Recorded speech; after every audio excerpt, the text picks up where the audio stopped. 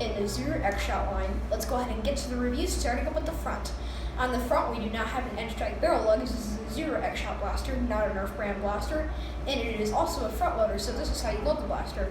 You can take the included darts, front load like this, prime it, and then you're ready to fire once. Above that, we have a dart storage, so you can easily load up a dart, and then you can take it, front load, and then shoot. Behind that, we have the priming handle to prime this blaster. You pull back, front load, and you're ready to fire once. And then under that, we have the grip. Now, the grip's not the most comfortable thing. I can only really realistically fit two fingers, and then my trigger finger, and then my bottom finger kind of has to go under. If you've ever held the old end-strike reflex, you probably know what I'm talking about.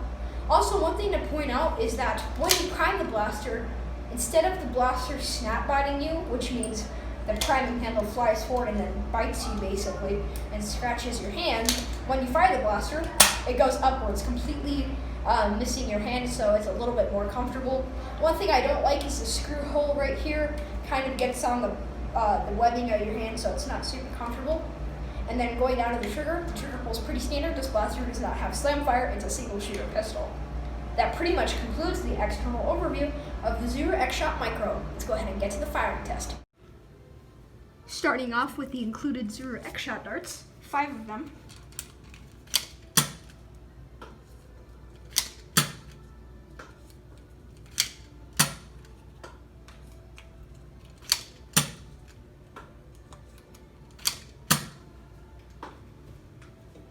Now some blue Nerf Elite darts for video visibility.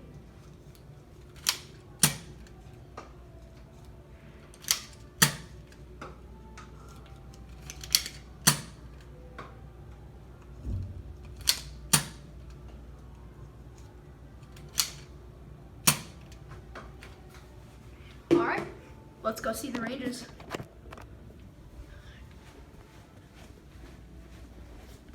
Our lowest shot is sitting at about 25 feet away from the shooting the start place, and it's a Nerf Elite dart. Going up to the middle, we have another blue Nerf Elite dart sitting at about 30 feet, and then our last start is sitting here at about 35 to 40 feet, and that's a Zuru xshot dart.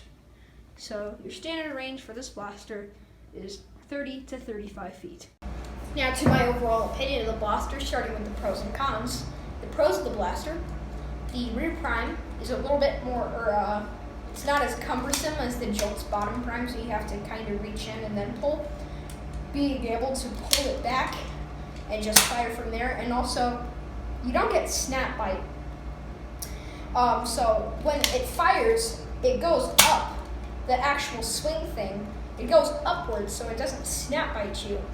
Also, the dart holder, it's a little bit better, so that way with like something like a Jolt, you don't have to reach in your pocket unless you're holding darts in your hands. If you're not, you don't have to reach into your pocket, shove in a dart, and then prime and shoot. With this one, you can just take off the dart that's already on the dart holder and also shove it in the barrel, and then you're ready to fire.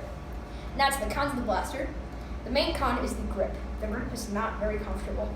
As you heard in the Sharpfire review, the big bolt in the back of the Sharpfire was super uncomfortable. But with this one, it's mainly the size. The size of the grip is not ergonomic at all. It's specifically meant to look like this is the grip size of the blaster.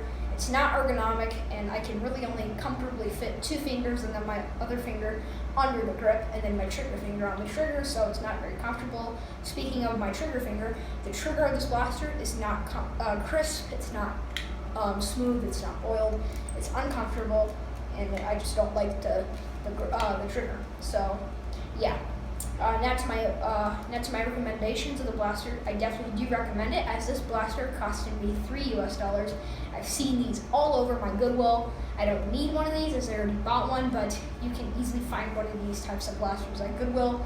But if you need a little bit of a better blaster, so in terms of range, in terms of the grip, and in terms of that Nerf logo, the Jolt beats this blaster 100%. It feels better, the grip's better, it has the Nerf logo. I'm I'm not really into that. I use off-brand blasters sometimes, but if you need that Nerf logo, it's perfect for that. So I do recommend the micro, as it only costed me $3 instead of the Jolt's $6 US.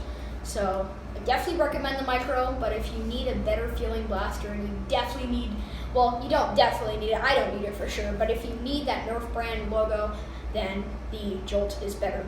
But that pretty much concludes the external overview and firing test of the Zuru xshot Micro. As always, thanks so much for watching, and